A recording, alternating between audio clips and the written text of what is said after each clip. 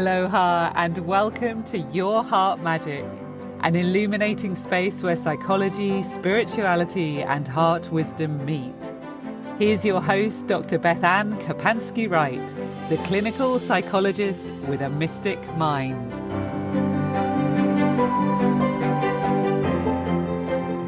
Aloha, everyone. Welcome to Your Heart Magic. This is Dr. BethAnne Wright. And today we have such a delightful topic. We are talking about bringing joy and play into the everyday. Today, when I sat down to think about what do I want to bring in for this podcast, something light felt right. And I think that often it is so easy to get caught up in the heaviness of the world and to get caught up in the heaviness of our sense of responsibility as individuals, as spiritual beings. So often I think many of us like working hard. We are applying ourselves to our path. We are working on doing the sacred work of self, transmuting ancestral wounds, doing healing, being really diligent about staying in coherence with who we are. And sometimes we forget just to breathe and be joyful and be playful. And I think that we have to work on cultivating these qualities in our life at times and be intentional about them, because it's easy to forget how to do them. So that's what we're talking about today. And I hope this podcast and just this topic lights you up a little bit and inspires you to bring a little bit more energy of that into your day. It was interesting. I was thinking about my own relationship with play and joy as I said about creating this podcast. And I think that historically, I am somebody who really appreciates fun and being able to do fun things. And when I look back on the course that my own path has taken, and I look back and see things that I've done, I stayed in dance as an adult and continued to perform, especially when I was in my later 20s and even my early 30s. And even though I was dancing with teenagers, it was so fun. And after graduate school, where I was really serious, and a lot of times when people will talk about their 20s, they have these stories about the fun things that they did or wild times or something like that. And, I was really serious. I was married young. I went into graduate school, like right after college. I fast-tracked the program I was in. So I was going to school year round. I really had this like very responsible approach to life, very emperor-like. We're talking about the emperor archetype next week. And there was a lot of structure in my life at that time and a lot of things that were very contained and very set out for me. And when I was in my later 20s, it was after I graduated. I was fully licensed by then. I was practicing psychology. I was just at a little bit of a different life stage. And I remember going back to dance class and seeing that a friend of mine that I grew up dancing with, she runs her own studio now, but we were about the same age and we danced together forever. And I saw a performance and she was still doing it. And I thought, oh, wow, if she's still doing it, maybe there's space for me to go do this thing as well. And I decided to go re-sign up for dance class. And that just became this beginning of this whole other chapter in my life and really reinventing myself as a dancer after taking, maybe 8-9 years off or something like that when I was in school. I danced a little in college, but there was not a lot of space for that in graduate school. And it really reconnected me to a younger part of myself, a more free-flowing, free-spirited part of myself, a more joyful part of myself. It was an opportunity to get to do things like dance to numbers from musicals or Britney Spears or some pop music, something that maybe I wasn't even listening to at the time. And I got to wear fun costumes and be part of a group of this energy that was a little bit younger. And there was this exuberance and this possibility to it that was really beautiful. And I really appreciated the role of dance in my life because I saw it as such a counterbalance to some of my responsibilities and my career and some of the weightiness of being an early career psychologist and learning how to be a good therapist and, do the work and grow as a professional. So it was this whole other side of myself. And when I think about this idea of how do we bring joy and play into the everyday, and I think about my journey with that wasn't the beginning, but it was a beginning. And it was a really important one in my life that helped give space and room to a more free-spirited aspect of myself that didn't always get to come out in my day-to-day life. And I think that no matter who we are, and no matter what our life looks like, we all have roles that ask us to step into a more somber space or a more responsible space. Certainly right now, when we look at some of the troubles and cares that our world is struggling with, it's hard to even think about the idea of, well, how does joy and play have anything to do with this high press of needs? And I have really thought about the idea that I think being able to tap into the frequency of joy is really the antidote to a lot of the apathy and compassion fatigue and empathy burnout and gravity that we often feel in our world. When I'm working with the Akashic Records, it's interesting to me how many times I can be asking about a topic that can be very serious. And the records themselves will give me, like, maybe I'll see an image in my mind. One of the ways that I receive information from the records is through, we can call them clairvoyant images for lack of a better word. Like I'll see pictures flashing in my head and they will be related to the question I'm asking. And there's something that wouldn't be in my normal thought stream of consciousness. And sometimes they're very light, even if there is a hard truth attached to them. I might see something as a little bit cartoonish or a little bit more like a caricature or an illustration. And one of the things I love about doing work with the records is they have this way of bringing levity and bringing a sense of lightness to topics that can feel really weighty and really serious. They have a way of lightening and enlightening and lightening up and helping things feel a little bit softer, a little bit gentler, and a little bit more free flowing and fluid, and a little bit more delightful. There are times that I have been asking about a heavy topic and, they will say something that just cracks me up or makes me laugh because it comes through in a way that's very humorous. Spirit has a fantastic sense of humor.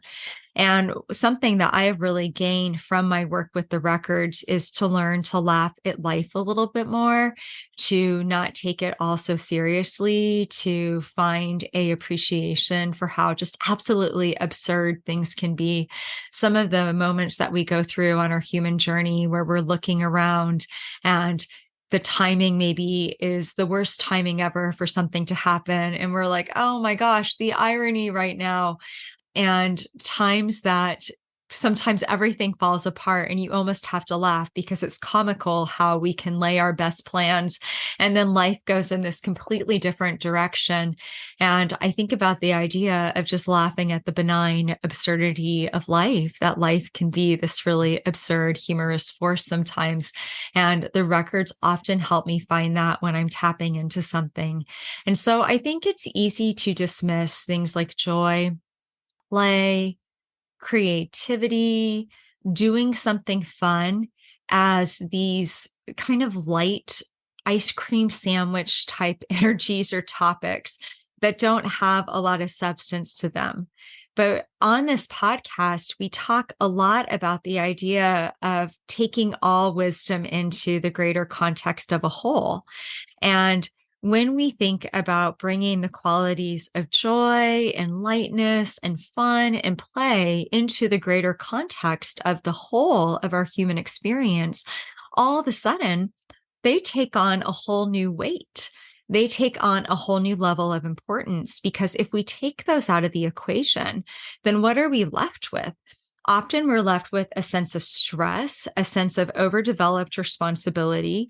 I often look around just how we've set culture up in the modern day age and the pace that so many people are operating at, especially parents. And when I speak to parents who've got kids who are especially in elementary school and they're the ones in charge of rides, or they're the ones that are coordinating after school activities and extracurriculars and all of that, and they're working and they are maybe in a partnership and they're having marital stuff, and somewhere in there they're trying to find room for self-care and self-actualization in their spiritual journey. I'm like, this is an insane pace that we live at, just insane sometimes. And I think that it's really easy to get caught in a stress, like a stress treadmill and this fast track and this kind of just repetitive loop of never stopping to breathe and teach our nervous systems how to feel more easeful and more joyful. And I think we need these qualities more than ever. I think learning to be an advocate for joy, learning that a genuine smile and bringing your light into a space can be just as effective, if not more effective, than being the person in the room who's a fixer, who knows how to solve the problem. Like, don't underestimate a lightness of spirit. And that doesn't mean that we can't take life seriously.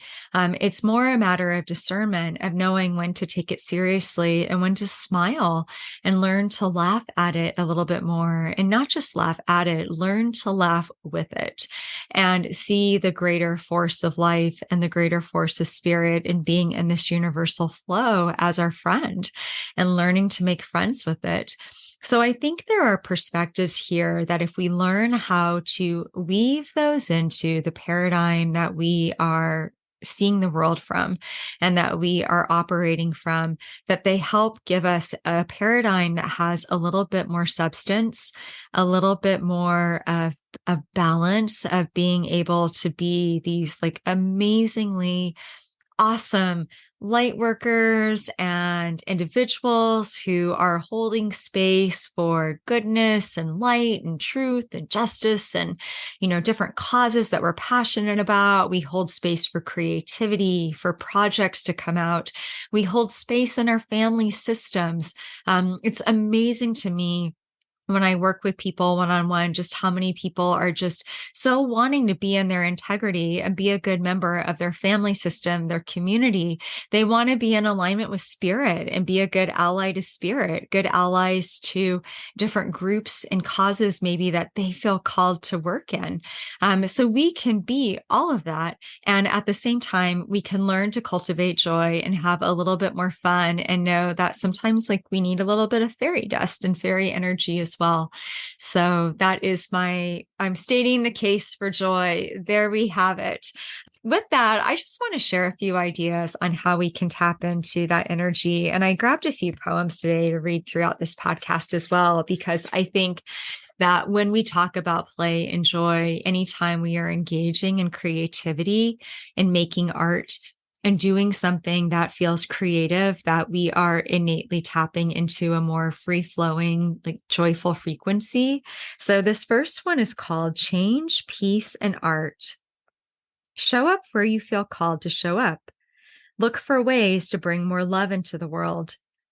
Remember that it begins inside your own heart and energy field. Feel all that you need to feel about what you need to feel. Transmute those feelings into change, peace, and art. More head pats and belly laughs. Less dreaming short and playing small. This is your life. Grab onto it and bring in all the love you can. That is from my book. Which one? Things of That Nature, Words for the Mystic Heart. And something that I do when I need to come back into a more grounded space of joy is I will write these little word poems, like what I just read to you. I went through a period where I wrote quite a bit of those, and they're folded into some of my books that I have out there. And they're like these, like a kite tail where I'm stringing together little ideas and little words. And it's designed to evoke feelings of contentment or coziness, or kind of capture the quality of a moment for whoever reads it, and capture the magical qualities that are woven into so many of our moments. And sometimes it's so easy to miss those if we don't develop an eye for it. And that's really the first point I wanted to talk about today, is that I think we have to look for opportunities to experience joy. We have to seek out opportunities to see where joy might be happening and we can join it, or where we might be able to create it, where we might be able to bring a little bit more color or whimsy or something like that into the day to day. And I think that when we are able to tap into those qualities, we begin to bring something special into the everyday.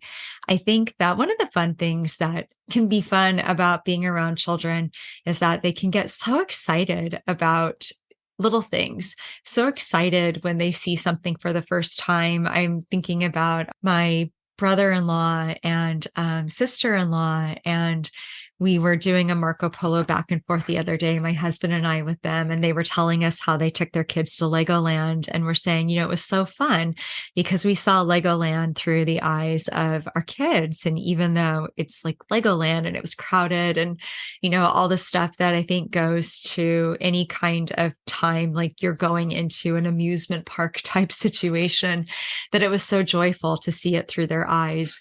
And I think being able to cultivate that gaze and look for places that we can find joy in the day to day is so very important. And one of the things that I really learned when I went back to dance, because it was just so fun, the group that I danced with was so fun. I felt like it was a place that I could go and, everybody was accepted. I found that a lot of times in creative communities anyways, there's space for everybody.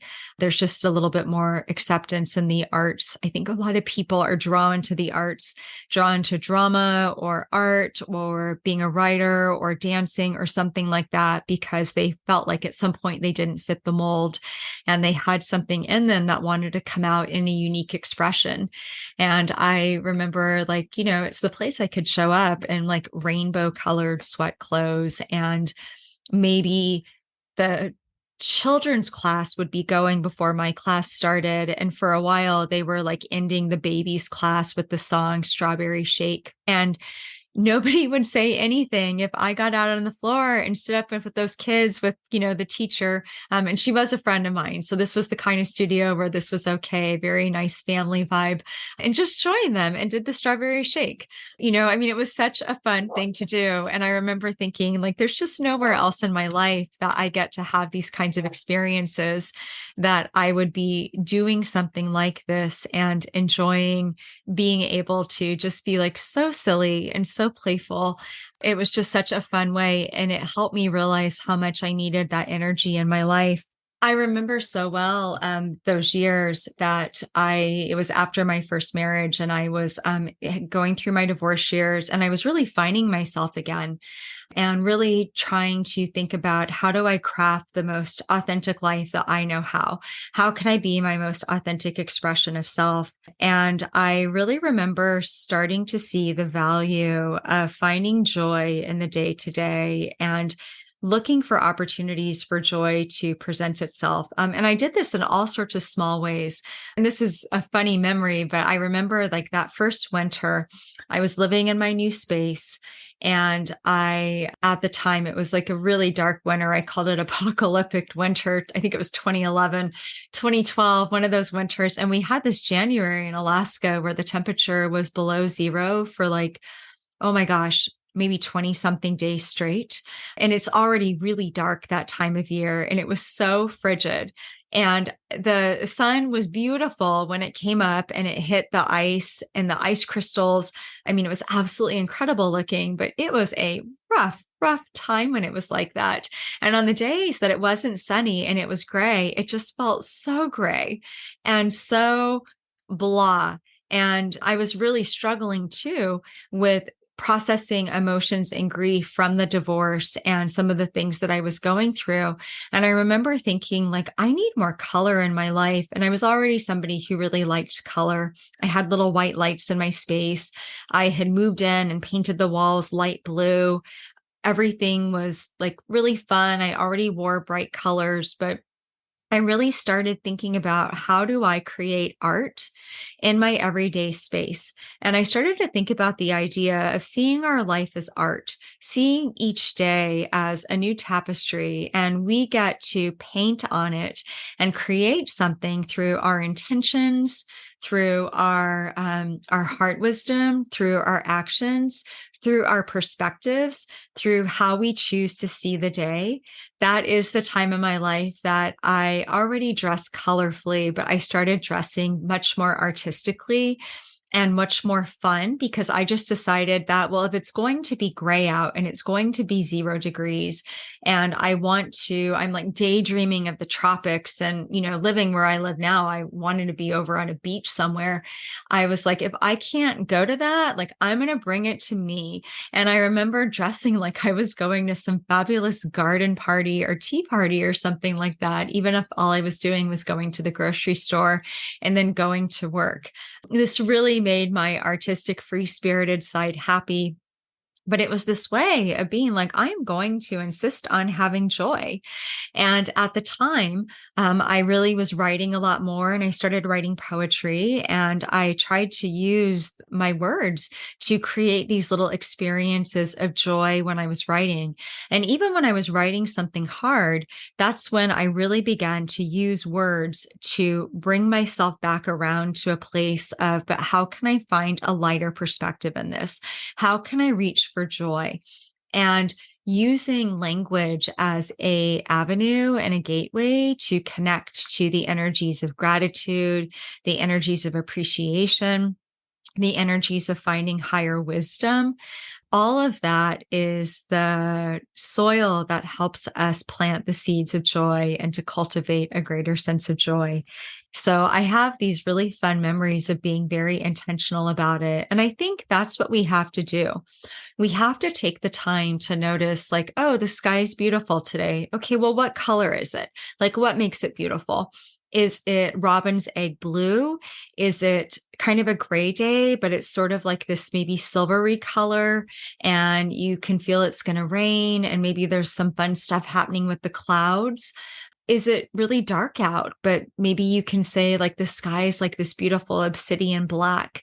How is it beautiful? Like, what is it about it that you might sense or perceive or feel that makes it sacred or that makes it special? How can you approach whatever you're going to do that day and bring a little bit more of an attitude of fun to it? How can you say, I need to feel a little like less structured today, and really kind of rock my Empress energy, that creative energy that we were talking about last week? How can I bring a little bit more of that free flowing, fluid, grateful, appreciative part of me? And how can I see where joy is happening? This morning I was going into my meditation time, which looks different every day. It could be something that I do for just a few minutes. Sometimes it will be a little bit longer. And for me, my meditation time is a little bit more of focusing my intentions and focusing whatever prayers I have, whatever requests that I have for the day, anything that I'm like, universe and angels, like, I need help with this. And before I tapped into any of that today, I just started with a gratitude list. And I started with, like, just thank you for, and it was like the sky out my window. It was really beautiful. It was kind of this golden light. The sunlight is shifting this time of year as we get closer to autumn equinox in the northern hemisphere. And the way that it shifts close to where I live is that it rises and it sets closer to the window that I'm at. And so it changes how the sun looks. It changes the colors that come through. And I was like, thank you. It's so beautiful. And then I really had a moment, and one of the dogs was on the bed, the cat was on the bed. And I was like, oh my gosh, look at these like little fluffy beings, and they're so sweet and they're so joyful. And I was working with some oracle cards, which have this gorgeous art. I think all art not all art is joyful, but a lot of it is a way to help us connect with more joyful energy and to the qualities of color and the qualities of expressing ourselves in a more fluid, creative way. This particular art felt joyful. So I took a moment and gave gratitude for just even being able to have this super cool deck that I'm working with. And that really helped lighten my heart. And when we talk about joy and we talk about play and bringing those attitudes into the everyday, I think many of us might struggle to define what does that feel like for myself. And this kind of brings me to my next point, which is the idea that we have to teach ourselves what the energies of joy and play feel like.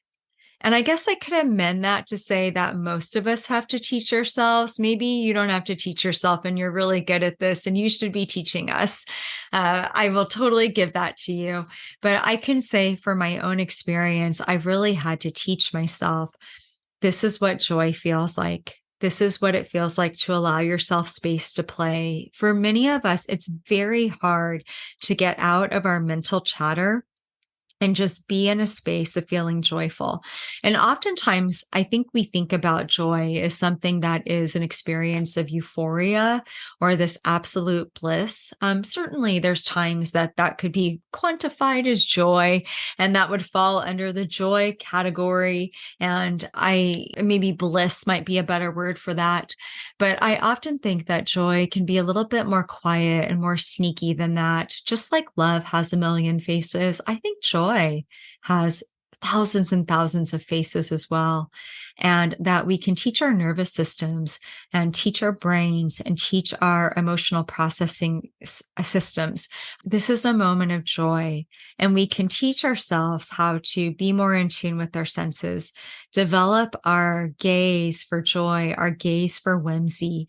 We can teach ourselves, our brains, to develop new thought patterns where we take time to appreciate, to spout spontaneous poetry in our mind about how beautiful the tree is and come up with some descriptives that help us connect to why that tree feels beautiful to us or why something feels magical. I think that we can look at art or read books or surround ourselves in things that help us develop more of a language and understanding of what that is. And it is possible to create new set points within ourselves that allow us to tune into those frequencies a little bit faster so that when we are having a moment and we think, oh, I'm missing it. Joy is happening right now. And I'm so in my head that I'm not even able to connect with that we are a little bit more likely to say, okay, I really want to invoke joy right now. And it allows us to tap into that energy inside of us. Something that I've often taught is this idea of how to tune into the frequency of love. And when somebody says to me, like, I want to work with my Akashic Records, or I want to develop my intuition, or I want to anything having to do with intuitive spiritual work, I will teach them something that helped me immensely. And that is learning how to tune into the frequency of love, because so many spiritual energies are kept at the frequency of love. The Akashic Records are kept at the frequency of love.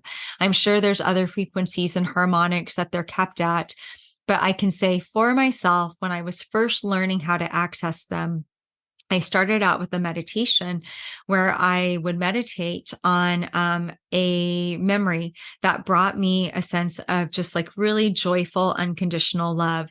And that memory for me is thinking about this really great day. It was back in 2013, and it was a super sunny September day in Alaska.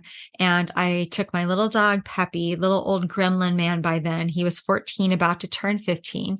And we went to the Rose Garden, which is just this little patch, this rose garden patch in the park strip in downtown Anchorage. And it's not much of a rose garden compared to some of the ones that you might find in Portland has a beautiful rose garden. I know there's places in warmer weather states that have these beautiful rose gardens, and the roses can flourish much more the year around. But for Alaska, it was not too shabby and it brought me joy. And there was these little benches there and it was always one of my favorite places to go. And I remember that day I put on like a really fun dress and ballet flats because why not? At that time in my life, I usually dress like I was about to go to a Mad Hatter's tea party, but I hopefully in a very delightful way because it made me happy. It was this artistic expression of myself at the time. And I used to dress the dog in sweaters. So I remember putting Peppy in like a little sweater. I think this one even said something about how, he was my best friend or the peanut butter to my jelly or something like that. I had all these fun little shirts for him. And I took my art supplies. I got some iced drink to drink from some coffee stand somewhere, and trucked on down to the rose garden and just sat there and, worked on my art for about an hour. And it was just peaceful. It was one of those moments that if I had tried to plan it and say, like, I'm going to go to the park strip and do art and, and I'm going to go be in joy, it probably wouldn't have felt as joyful. It just happened so spontaneously and so unexpectedly. And I had some nice insights come through that day, some nice epiphanies. And it was just this really beautiful moment. And because it was this amazing, gorgeous day in September at a day or at a time that sometimes did not feel amazing in Alaska, kind of this unexpected gift of a summer day in the fall, it made it all the more extraordinary. And so I worked on remembering that memory, and even talking about it now, I'm smiling. It lightens my mood. And I would put my hand on my heart and remember this and notice the good feelings that I feel in my body. And to me, that memory represents unconditional love. Peppy was just so content to hang out with me and like sit on this park bench. Like I was his person. He was my little guy. At the time, we were this dynamic duo together. I was doing something I loved. It was just this really beautiful sliver in time. And I would meditate on that. And it didn't take long at all. It wasn't like I'd meditate on it for 10 minutes. It was more like I'd think about it and almost instantly my heart would open up and I would just feel a sense of warmth spread through me. So I did this for a while. And I started to think about like, this is how I can tune into the energy of love. A little bit like if you were to tune an instrument and you have a tuning, like I guess a tuning instrument that you make sure that you've got it, the pitch just right. Like that was how I set my pitch to love. And when I started to work with the Akashic Records and I needed to get into a clear-hearted, open-hearted space to do the records work, I would start with that. I would do my little meditation. I got so good at it that it really only took 30 seconds maybe to tune into the frequency of love. And then I developed my own prayer that I'd say to get into the records. And it really supported me in getting into the right frequency in order to be able to work with the records. So I will tell anybody that asks, how do I do intuitive work? Well, start with tuning into the frequency of love, because when we're in that frequency, our heart opens. And when our heart is open, we are better able to receive from spirit. We're better able to receive messages from our angels. We are better able to maybe work with some cards and give ourselves a good reading because our heart is open to that intuitive wisdom. If nothing else, we are learning to tune into spiritual frequencies when we learn to tune into love, because love is the universal language. It is the language of spirit that spirit speaks. It's the language of God. So there's so many beautiful things that can come from that. And I think we can learn to tune into joy as well. And it's a similar frequency, slightly different. But we can learn to teach our bodies, our minds, our nervous systems. This is what joy feels like. And if it feels really like out of sync for you and you're in a joyful moment, but you can't access joy, then maybe play around within your meditation time, doing a joy meditation and thinking, well, what does represent joy to me? When was a time that I remember feeling joy? I always recommend choosing something that doesn't have any kind of sadness attached. For me, with that memory with Peppy, I used it after he had passed. But he had been gone long enough. I lost him actually in the fall of 2013, about a month and a half after, I think, that very magical day. And when I started doing this exercise of tuning in, about 2 years had passed, maybe a year and a half, but I was far enough removed that I just had like such an appreciation for this little spirit being dog's presence in my life, and like the heaviness of the grief was gone. Enough of life had grown itself around me that he was like firmly cemented in my heart as you will always be a part of me. But these gifts had come on the other side of losing him. And so I was able to tap into that without sadness and just have this beautiful appreciation that it had happened. So I encourage you to use something that feels, whether it's fixed or feels kind of untouched by any kind of a sad memory. Like if you're going to use a memory, pick something that maybe you don't have a thread of nostalgia or sadness attached to, so it can kind of remain your joyful thing. And maybe don't choose a memory. You might think of nature or a color or a flower. But that's a beautiful way to help you tune into, what does joy feel like in my body? And then when you're having a moment where you're cultivating joy, if you can't feel it, you can say, I want to try and tune into that joyful feeling right now. We have to teach ourselves, so many of us, and learn to get out of our head and the thinking mind, the anxious mind, get into our hearts and get into our bodies and learn to embody joy again. Something else that I think we need to do is learn to cultivate a perspective of seeing life as an adventure. And the Akashic Records talk about this quite a bit, where they will often give a perspective on seeing ourselves as adventurers or journeyers. I remember when the pandemic was going on and the quarantine was going on, and I opened the records and said, like, what do we do? People are really stressed out and they're really freaked out, and things are really unpredictable and really uncertain right now. And I wasn't asking specifically, like, tell me all about COVID and your thoughts. That was a separate channeling that I did. I was asking about, how do we navigate right now? I need some guidance to share with others on best practices for how do we navigate right now. And, we can always trust the records to come up with something that is wise and insightful. And as I said, with a little bit of levity. And they said, imagine if you were a traveler in the 1970s or 1980s, before the age of the internet, before there were smartphones, before you could easily find your way around a foreign place with the use of an electronic device. Imagine if you were traveling before you could look up in advance on some online site of these are the recommended places to go. And you just had to figure it out yourself. Like maybe you had a book that you found at a old thrift store or something about backpacking Europe. And, you're just sort of dropped off into this place, and that you are wanting to have an adventure in Europe. And you are at the airport and you're like, oh my gosh, where do I go from here? Like maybe you've had enough foresight to book a place to stay. Maybe you haven't. And the guides had this playful image of just this kind of very fool-like archetype, an adventurous person with a backpack on their back, maybe a travel book to refer to, maybe a dictionary of language translations to try and communicate, and getting to the airport and being like, what do I do next? And having to figure it out. And they brought through this really fun idea that there was so much room for serendipity and that kind of travel.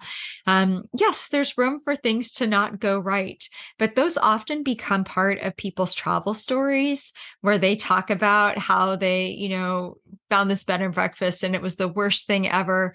And often that gets turned into some like humorous anecdote when they're telling it to people, even if it wasn't very funny at the time. In hindsight, it often takes on this really funny quality, or I didn't book a place and spent the whole night kind of wandering around trying to find a place in a park bench and just waiting until the sunlight came up so I could go check myself into a hotel. There's these fun adventures that people have, and there's also all this room for serendipity. It's so funny how often people will try and like go online now to find like the hidden gem and the hole in the wall that nobody knows about. So they too can have the authentic experience of finding the hidden gem and hole in the wall, or we cannot look that stuff up and just see where the winds take us and hope that we might discover our own hidden gem or hole in the wall, because that is how, when somebody traveled, they ran across it in the first place. Either they maybe met somebody who lives there who recommended it to them, or it was total happenstance. But the idea that the record said is if you can bring a quality of adventure to it, even though this doesn't feel very adventurous right now, and you can bring a quality right now in this quarantine time of how can I stay a little bit more open? How can I see myself as a traveler? How can I see myself as somebody who's been dropped off and I don't have a guidebook? Nobody had a guidebook. We were all figuring out as we went. If I can invoke that, it's going to make it a little bit easier to adjust my perspective, to adjust my attitude. And I feel like that's just a beautiful metaphor for life. So many of us kind of feel like we're dropped off and we're figuring it out as we go. And we get really stressed out because we feel like we haven't met some deadline or timeline or, it's so amazing to me how many of us have these expectations that because we're a certain age, or at a certain life stage, like we think we should be somewhere other than we're at right now. And it's different for everybody. Some people think they should have done more with their career. Sometimes it's money goals. Sometimes it's relationship goals.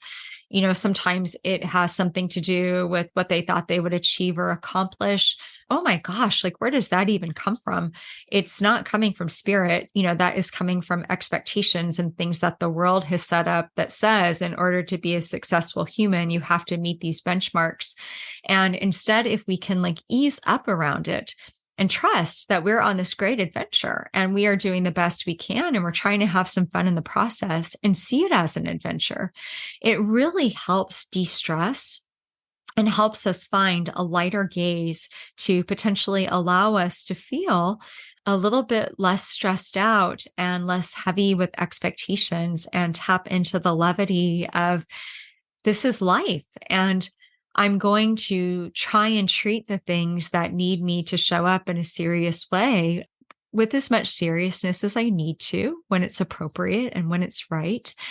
But when I can weave into my paradigm, my viewpoint of looking at the world, a little bit more grace, levity, joy, play, seeing it as how can I be playful today? So much space opens up. This is kind of fun for me to do on a day that I am really busy because so I love nothing more than an unstructured day. My favorite day of the week is usually Fridays. I do my client work Monday through Thursday. So Fridays kind of begins my weekends. And actually it's Thursday night begins the beginning of my weekend. I just love the feeling of stretching out and being like, okay, like you get to do whatever you want the next few days. And maybe there's stuff I have to do, certainly things I need to do in my own life and household and all of that. But there is a sense of being able to move into less structured time, downtime, or creative time. I love that so much. But there is value in being able to bring play into our day-to-day as well and bring it into our routine and bring it into busy days. And so I really love on a busy day being able to say like, okay, I don't want to feel stressed out by the end of today. I'm going to be really busy. How can I be a little bit more playful? How can I try and stay in a lighter space?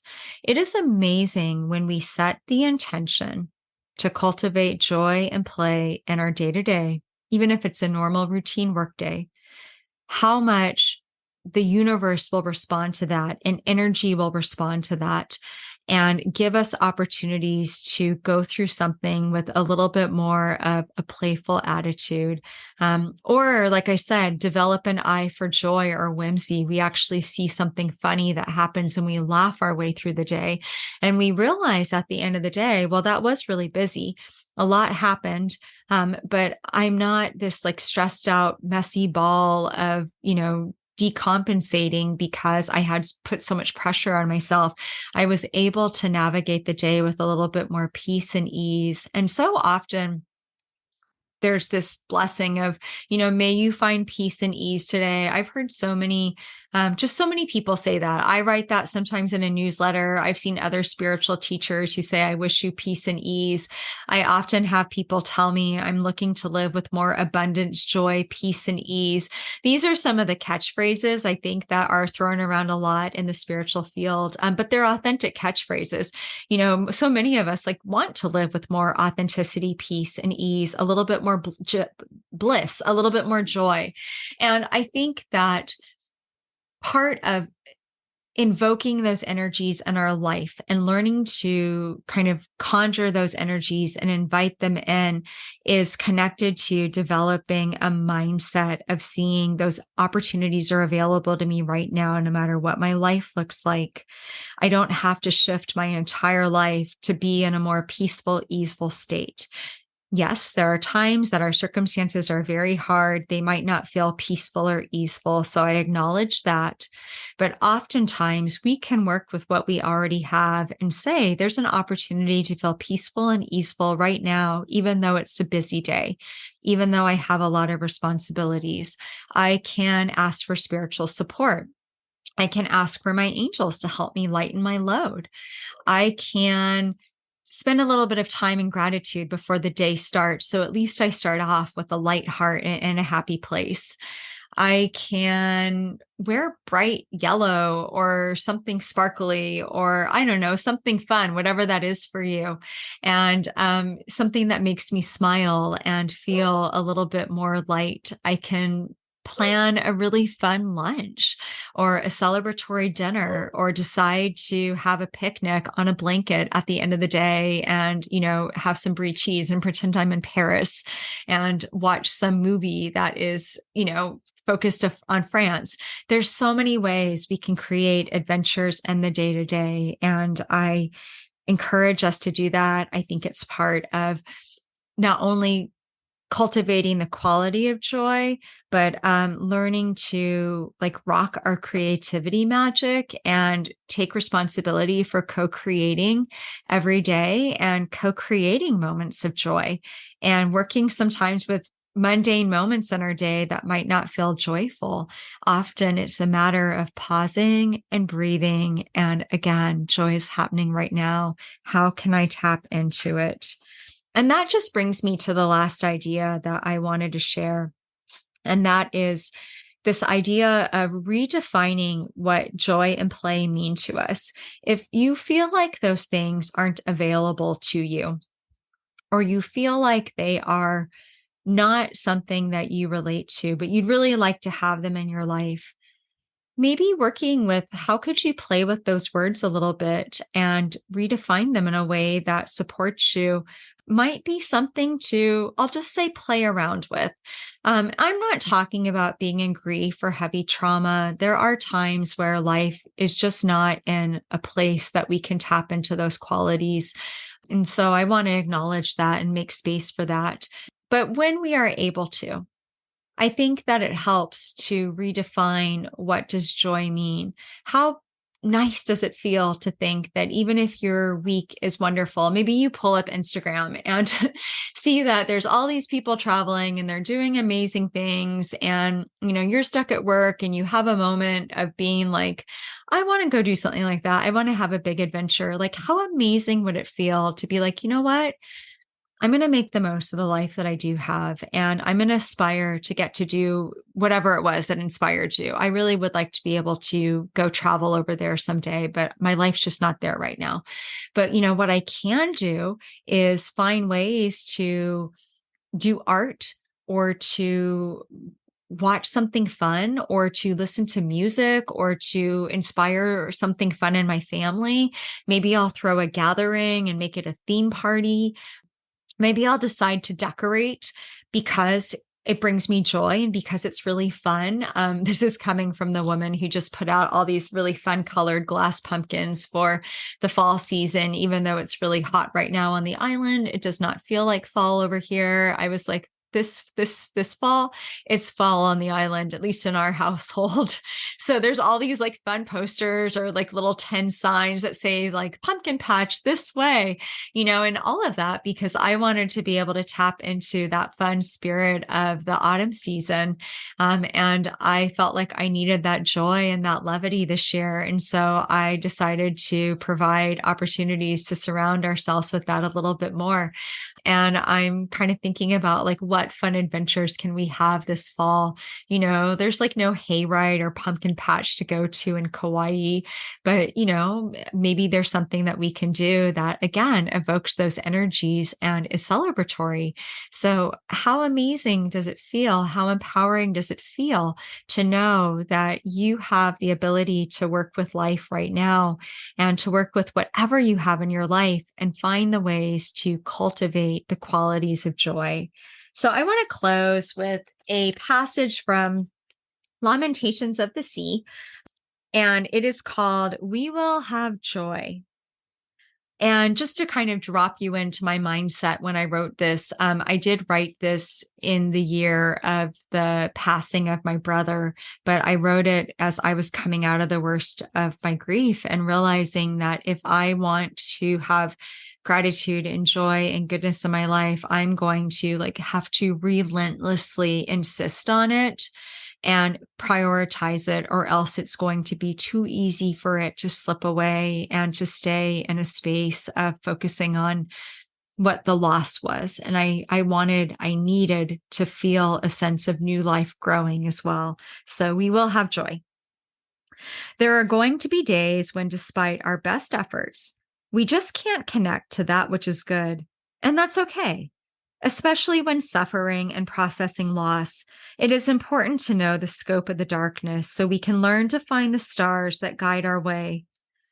But when it is time and those stars have led us through the worst of it, we have to make a choice about how we choose to see this life and what we choose to nurture inside of us. And if we want to find what is beautiful in this world, then one has to be rather persistent when it comes to joy and gratitude. These gifts can quietly start to dissolve when we are not actively tending to them, a slow continental drift that leaves us with only tiny shards of good. Every day we are given a choice. Life asks us the question, who do you want to be in this world? The way we choose to live is our response. Our perspectives, attitudes, thoughts, heart energy, that's all on us. Nothing external can change that. Change is an inside job. We are the ones who have to insist on finding joy.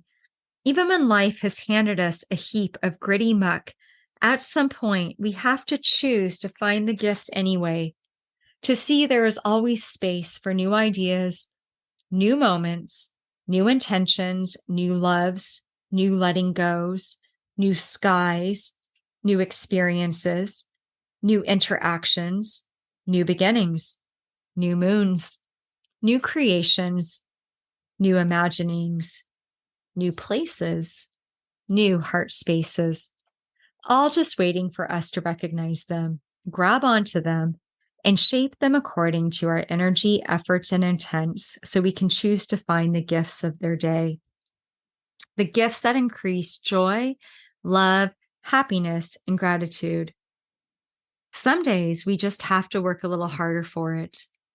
But we all have the capacity inside of ourselves to do the work, to change our set points, to challenge ourselves to be more than our circumstances, to insist that in this moment, on this day, no matter where we find ourselves, we will have joy.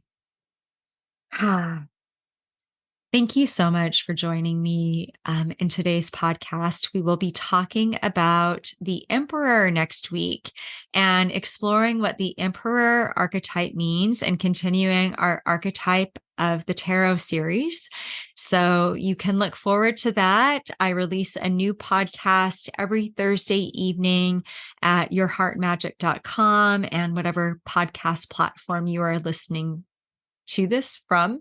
That was not a proper English sentence. Thank you again for being here. Have a beautiful week and wishing you much aloha. Be well, be love, be you, and be magic.